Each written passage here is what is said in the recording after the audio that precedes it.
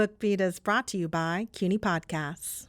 Unfortunately, Carter was a consequential president who was then punished by the electorate for and rejected because he was too liberal, rejected by his own Southern base in particular. Welcome to CUNY Book Beat. I'm Rick Firstman. Jimmy Carter, who turns 97 on October 1st, is often thought of as a failed one-term president whose best work came as an ex-president.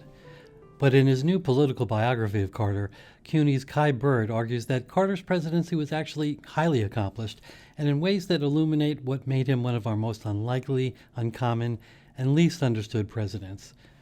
The book is called The Outlier, The Unfinished Presidency of Jimmy Carter, and it's been hailed as a landmark of presidential biography that contributes new context to the 4 decades that led to our current moment. Kai Bird is an historian and journalist and the author of 6 previous books, including American Prometheus, a biography of J. Robert Oppenheimer, written with Martin J. Sherwin, that won the Pulitzer Prize in 2006. Since 2017, Bird has been executive director and a distinguished lecturer at the Leon Levy Center for Biography at CUNY's Graduate Center. Here's our conversation. Kai Bird, welcome to CUNY Book Beat. It's a real pleasure to talk with you about your new biography of Jimmy Carter, The Outlier. So let me start by asking you a little bit about how you came to the project. I know it was a long road that started some 30 years ago, but you dropped the idea back then partly because you felt at the time that you weren't the right person to write this book. So why was that, and what brought you back to it? Yeah, in 1990, I went down to Georgia and thinking that I wanted to explore the notion of doing a biography of Jimmy Carter and his presidency.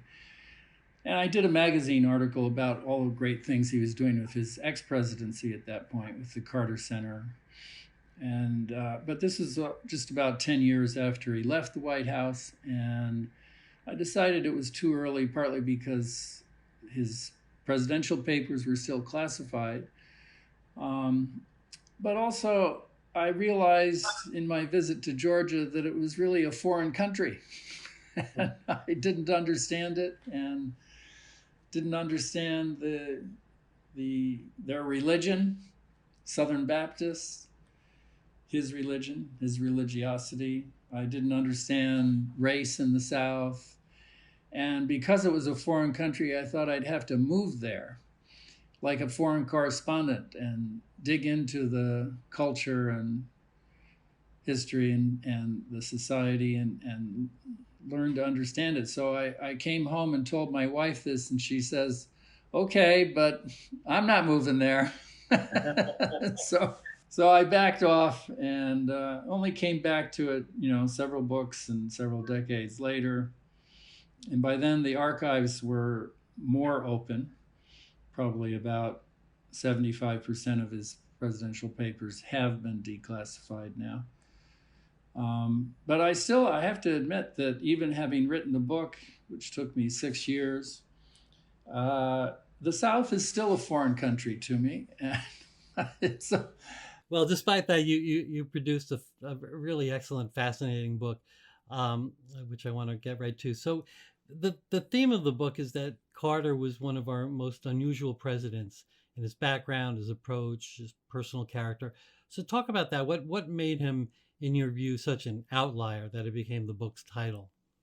Yes. Well, I thought the title was very apt. I like short and punchy titles, and this described him. He was an outlier in South Georgia, where he grew up really in a sort of 19th century society. He was on a farm where most of his playmates were African American boys, and the sharecroppers still used a mule to pull a wooden plow. And it was very primitive. He had no running water, no electricity, an outhouse in the backyard. And he grew up in this highly segregated society where his own father believed in white supremacy. But somehow Carter escaped the grip of racism, and largely, I think, due to his mom, Miss Lillian, the famous Miss Lillian that some of us remember from her appearances on the Johnny Carson show, where she was very good at one-liners. She was a sort of classic Southern eccentric woman, gentlewoman, who could get away with breaking all the rules, and she did. And so she influenced Carter to think outside the box. And he was always an outlier. He never was a racist. He understood equality between African Americans and whites.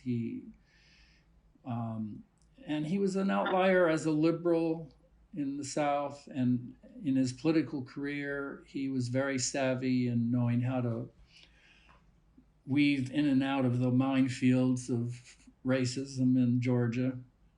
Got himself elected governor in 1970, and then on the stage where he's inaugurated, he announces that the time for segregation is over, shocking his audience and his constituency too.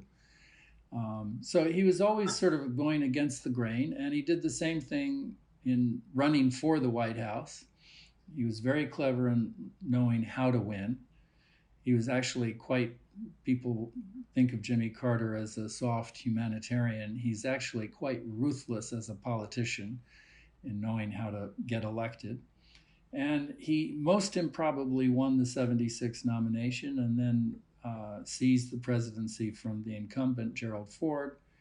And then he began to govern as an outlier. And by this, I mean he was an outsider to the Georgetown set, the Washington establishment, the foreign policy establishment. And he was the kind of president who thought he was the smartest guy in the room, and he often was. And he decided he would just figure out from reading what was the best policy to pursue and do the best thing, regardless of the politics, regardless of the political costs. So he was an outlier in every which way, and he still is. He remains today at 96 and a half. Well, he turns 97 next October 1st, and he's still a voice in the wilderness as such. So how much of that did you discover along the way? What was surprising to you? What didn't you expect? Well, I had a lot of fun researching this book. I found new sources, particularly during the course of my first formal interview with Carter in Atlanta in his office at the Carter Center. I had the good fortune to ask him about his personal lawyer, Charlie Curbo. Curbo had been Carter's closest political advisor and friend since 1962. Anyway, I asked Carter about Curbo's papers. I said, I don't find many of his memos or letters in your presidential archive. And Carter expressed surprise at this and turned to his aide and said, well, we need to find those papers. And indeed, 3 days later, I get a call from Carter's aide, Steve Hochman, who says, we found them.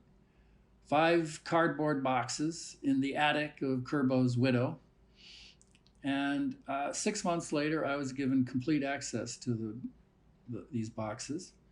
And it was a treasure trove. It was, a biographer's dream to find this material because it gave me an inside view of Carter's thinking politically. And Curbo was a brilliant political strategist, but he reflected Carter's own beliefs. He was a Southern populist who hated big corporations and distrusted rich, powerful establishment-type interests.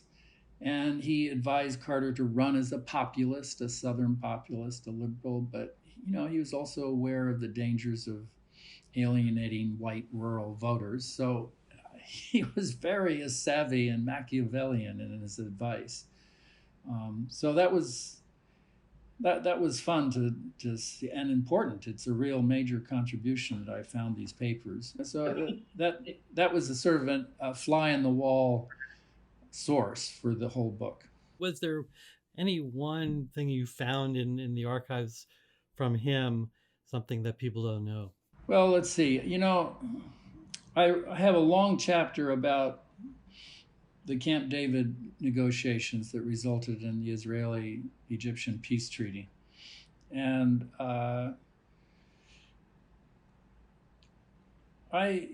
some of that story may be familiar to historians, but it's a very emotional and gripping narrative.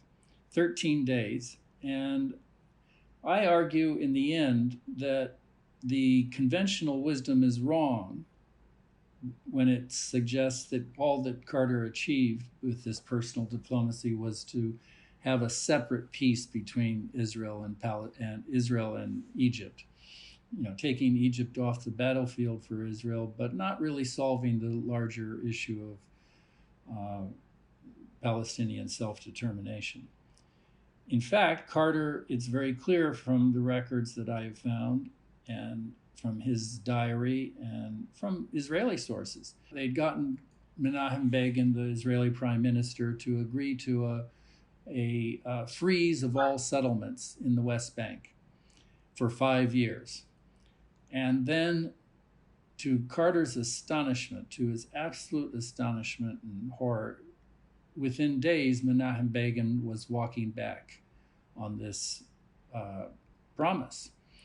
And he essentially deceived the President of the United States and began building settlements anew in the West Bank, which Carter knew was going to,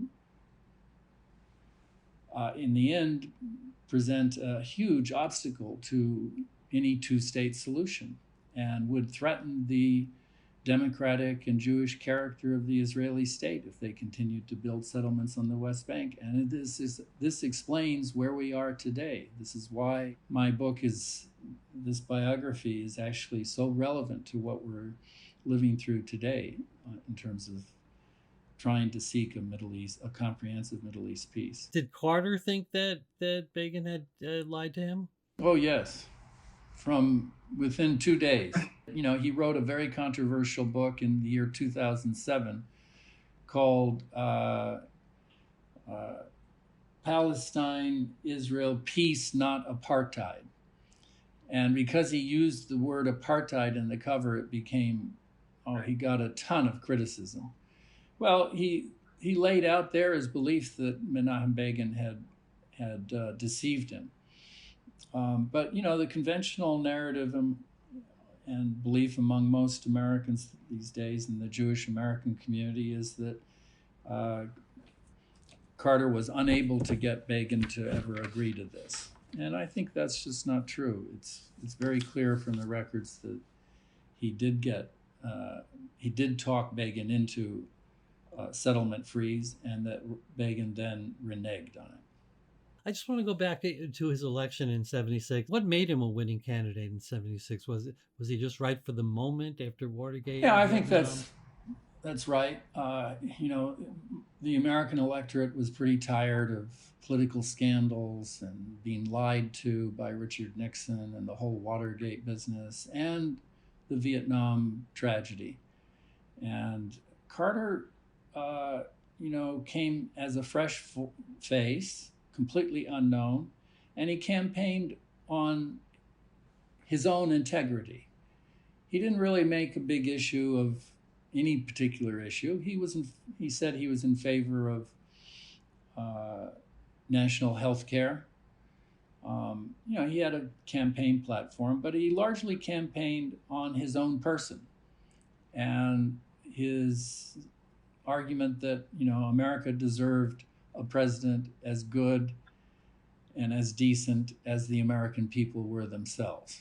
Well, political people might think he was truthful to a fault, talking to the American people with such brutal frankness sometimes, right? People remember his so-called Malays Speech, which was an extraordinary speech that he gave in July of '79 in the midst of long gas lines and an energy crisis and a moment where, the American people was they were getting tired of Jimmy Carter lecturing them about the need for limits, the need to understand that American exceptionalism was really kind of a myth, that we needed to rein in our ambitions.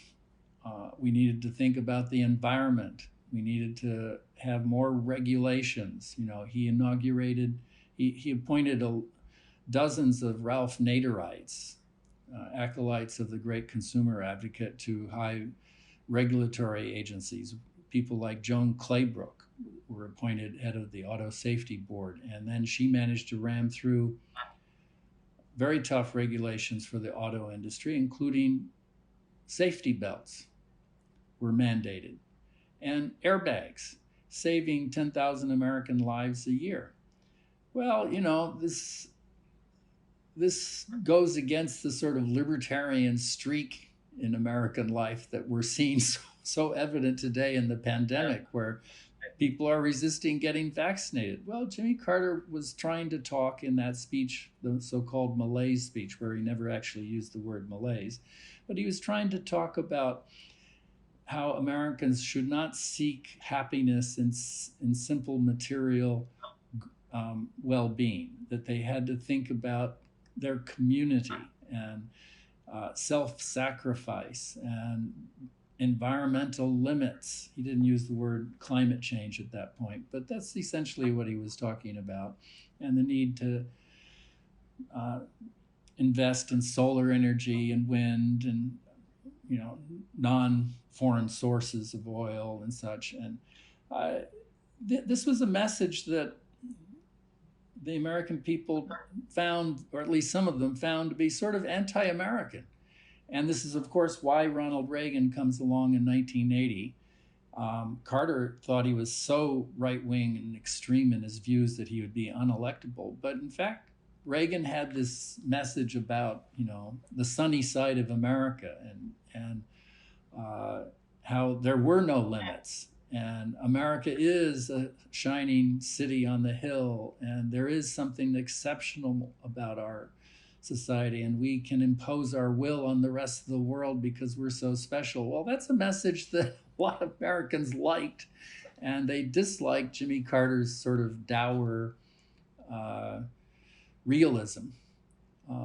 But that's who he was. He was a Southern Baptist who believed in Reinhold Niebuhr's notion, that the great Protestant theologian, that politics is essentially a bad business, that the human race is in need of redemption and has to be constantly reformed.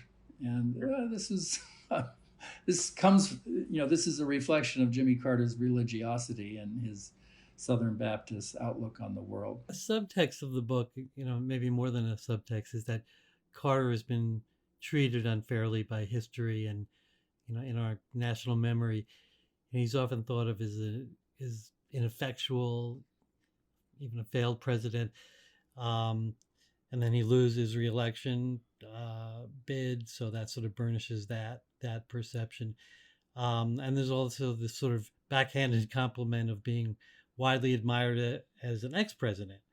But you make a strong case that he was actually a much more accomplished and consequential president than most people think. So what do you consider, let's say, exhibits A, B, and C of his, for the accomplished presidency version?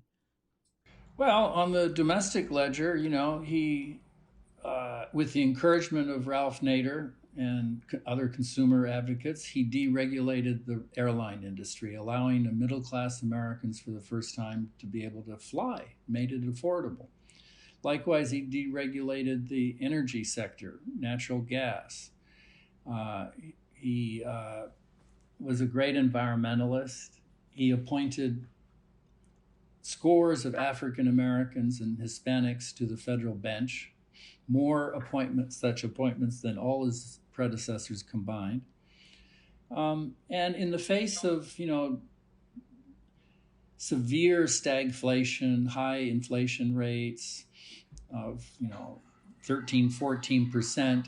He had the political courage to appoint Paul Volcker to the Fed, knowing that this was going to be politically dangerous because Volcker was likely to jack up interest rates and restrict the money supply in a determined effort to beat inflation. But he did it anyway. And then on the foreign policy ledger, he passed the Panama Canal Treaty. He negotiated a SALT II arms control agreement. He normalized diplomatic relations with China. He passed immigration reform, opening up America's gates to political refugees from around the world. And he made human rights the center of U.S. foreign policy. And that's something that his successors have never been able to ignore or walk back from. So he was actually a most consequential president. And I would argue that in his 4 years, he actually passed more legislation and got more done, particularly in the field of foreign affairs, than Obama did in 8 years, or that Bill Clinton did, another Democratic president, in his 2 terms in office. And unfortunately, Carter was a consequential president who was then punished by the electorate and rejected because he was too liberal, rejected by his own Southern base in particular. I would argue precisely because of his commitment to ending segregation in the South and to appointing Africans to high positions in the federal bureaucracy and in the judiciary. It was a rejection of his sort of liberal populist positions. And the Iran hostage crisis didn't help any. Well, that didn't help his reelection bid at all. But that's also a fascinating story in that, he's a victim of this historical event, the Iran Revolution, which I argue, he had no control over and could not have prevented. But he understood actually the potential political liability of giving the Shah asylum. And he resisted, he refused to allow the Shah to come to America until November of 1979, predicting in his diary that if he did allow the Shah political asylum, this could touch off a political crisis and a takeover of the U.S. Embassy in Tehran, and with hostages being taken.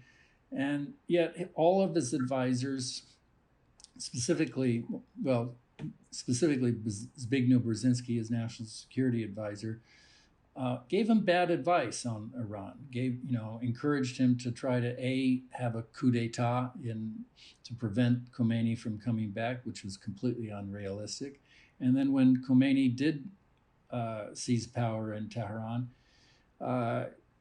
Brzezinski and a concerted private lobbying effort led by David Rockefeller and John J. McCloy and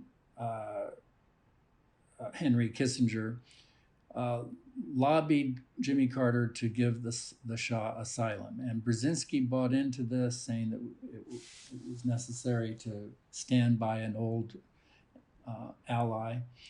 And this led to, eventually Carter succumbed to the pressure on the argument, particularly with the argument that the Shah needed asylum to avail himself of medical treatment in New York for his cancer, which was a surprise. And that too turned out to be false. He could have gotten the same medical treatment elsewhere, but nevertheless, he was admitted to New York, and our embassy in Iran was taken hostage, and the hostages, over 55, were held hostage for 444 days. And Carter refused to use military force. He refused to mine the harbors. He refused to do anything that he thought might endanger the lives of the hostages. And he was supported in this largely by his Secretary of State, Cy Vance, who argued that diplomacy would prevail in the end and that the hostages would be released when Khomeini had no more political use for them. And in the end, Brzezinski prevailed again on a frustrated Carter in the spring of 1980 to launch this famous helicopter rescue mission, which was a disaster in the making. I don't think it ever could have succeeded, but Brzezinski persuaded Carter to sign on to it in a desperate bid to free the hostages, and it ended in a disaster at Desert One in the deserts of Iran. And this probably sealed his fate in the November election. He was regarded as, a failed presidency. But this is, I think, an historically unfair judgment, and Carter should actually be applauded for resisting the use of military force, which no doubt would have led to the loss of life among the hostages. So, yeah, it's a high drama. Right. You mentioned you called him ruthless, and that was one of the most interesting things I learned in the book is how tough Carter was and still is, as you mentioned. There's this quote from Hunter Thompson saying he was one of the meanest people he'd ever met, which is not at all the image we have of Carter. And I'm assuming Thompson was being a little gonzo, hyperbolic, but what's that all about? I mean, we have this image of Carter, from Plains, Georgia. I'm Jimmy Carter, and I'm running for president. And the Habitat for Humanity, humanitarian image. Yeah. No, he is, even when I was interviewing him earlier in my project in Atlanta, he was in his early 90s then, and he was still intimidating. Those bright, sharp blue eyes. He was bored with familiar questions. He didn't want us, waste his time. He wanted to use his time to wipe out guinea worm disease in Africa. And talking to me was like, well, he knew he had to do it because I was reputed to be a good biographer and I was going to write this book. So, but it was... You had a Pulitzer Prize in there. That doesn't hurt. He thought he ought to talk to me, but, it wasn't an important issue to him. And this is how he was in the White House. He was relentless, and he was, what Hunter Thompson was referring to as his meanness was his extreme discipline and willingness to tell the truth. And so what Thompson had witnessed when he first met Carter was an encounter between Carter and Ted Kennedy in 1974 at what was called the Georgia Law Day speech. And both men were supposed to give some speech about justice and the legal profession. And it was an audience of lawyers in Georgia. And Kennedy got up and gave a sort of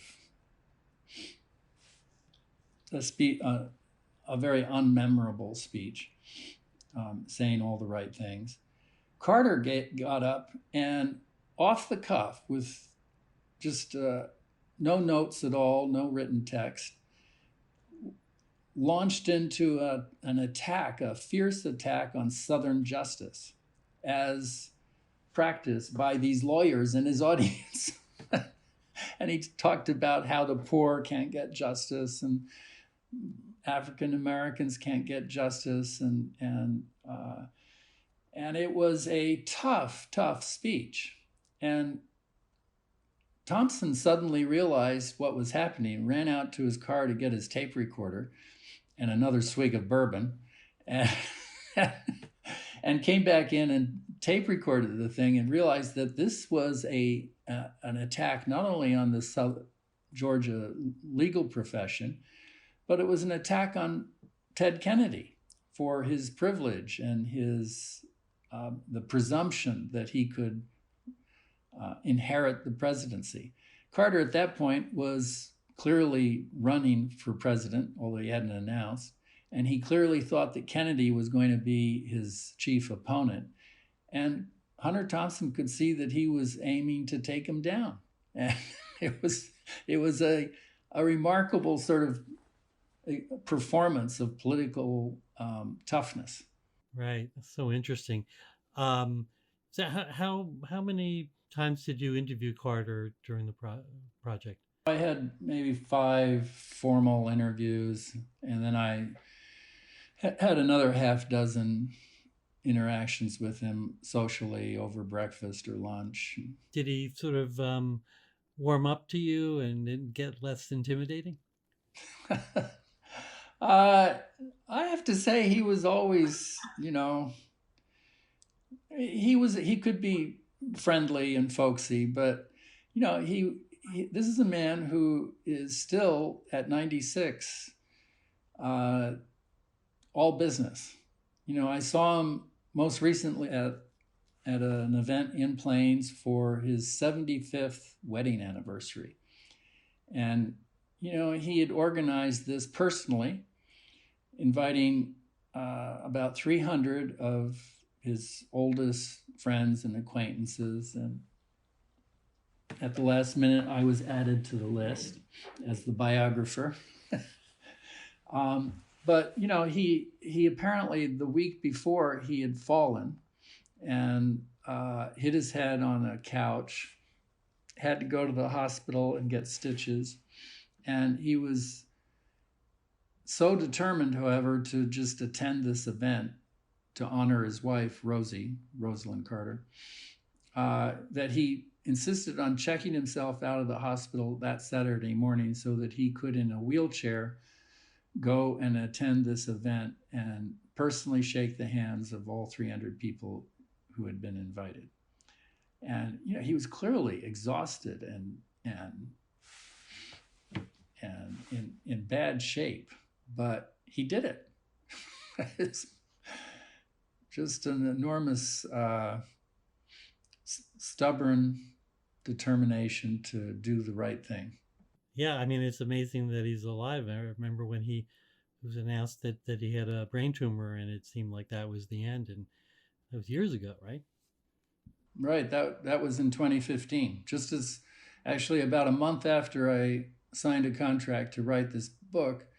He gave that amazing press conference where he just announced very calmly that he had brain cancer and he probably had a few weeks to live, but he'd had a good life. And he went on and he had this press conference for 40 minutes and took questions. And then he walked off the stage, and I thought, well, I'm never going to see the man for this biography I'm doing. But he survived, and due to a miracle, I guess, or modern medicine. The subtitle of The Outlier is The Unfinished Presidency of Jimmy Carter. And you write that he was a president ahead of his time in some of the biggest issues of today, which you've mentioned, some healthcare, race, climate change.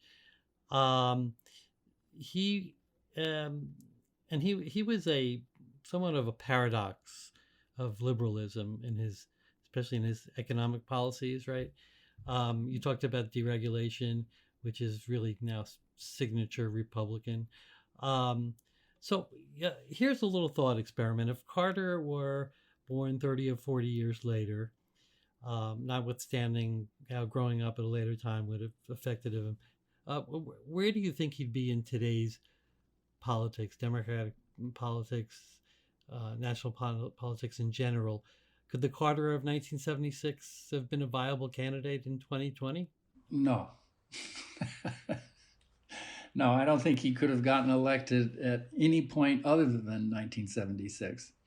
No, if he was 40 years younger, today he'd be, he voted for Bernie Sanders in the primaries. And he talks about how America has become more and more of an oligarchy in a political sense and less of a democracy. And he complains that his Carter Center and he personally have, gone abroad to monitor more than 50 elections around the world. And for the first time, he has had to monitor an election in Georgia. Elections in this country are no longer a fair game because of the role of money. And so he's still very much an outlier. And I think, you're right, though, to pick up on the fact that during his presidency, he also sort of reflected, some of his decisions reflected his small town fiscal conservative outlook on how to manage a budget. And he really didn't understand or believe in Keynes. And he didn't understand that the federal government could run much larger deficits without causing inflation. And he was horrified at a federal deficit in 1977 of some $30 billion, and then it rose to $60 billion. And he was determined to try to get it down. And this caused him to make some decisions to cancel water projects in the Dakotas or Missouri, or alienating his own liberal base. And he, canceled the B-1 bomber, alienating congressmen in whose districts this unnecessary military weapon was being built. He was constantly trying to find ways to save a nickel and a dime. But he was also, a liberal, a populist, in that he was willing to spend money if it was a simple government program that worked and was actually benefiting the poorest of the poor. So he expanded food stamp program that by putting 3 million more people on the rolls without charging them an entrance fee. And this benefited largely African Americans in the South. So he was a contradictory and a politician and a puzzlement to this sort of standard liberal base of the Democratic Party, represented by Ted Kennedy.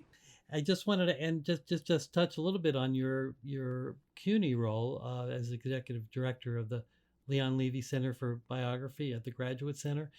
Tell me just a little bit about what you do there. Well, this is a unique institution. There's no other center like this in the United States. That's whole mission is to sort of promote the art and craft of serious biography.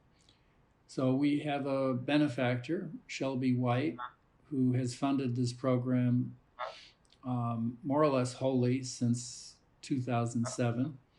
And she makes it possible for me to sort of give out 5 and now maybe 6 fellowships each year to working biographers. And these are substantial fellowships at $72,000 a year. And we provide them a cubicle and office space and library privileges. And we have a seminar once a month where we sit around and talk about chapters in progress and gently critique each other's work. And we also have 15 or 20 public events a year, typically throughout the academic year, in which we put on stage a biographer and allow them to talk about their new work in conversation, either with me or some other appropriate interviewer.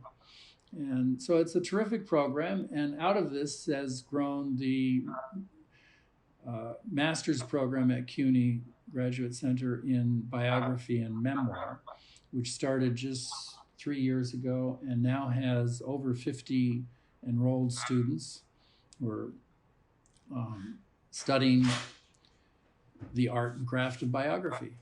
Well, it's a great contribution. I'm glad that you're doing it. Kai, thank you so much for joining me today. It's been great talking with you about the book and about your work at the Graduate Center. Okay, thank you. Okay. For more BookBeat, visit CUNY Podcasts at cuny.edu/podcasts.